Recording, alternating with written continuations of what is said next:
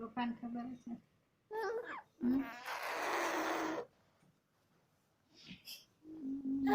હવે તો નાના નથી કરતા તારી માં જ કરે છે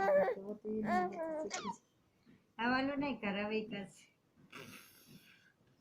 રોજ રોજ એમને ગંદુ નહીં શીખવાનું ગુડ મેનેજ નથી આ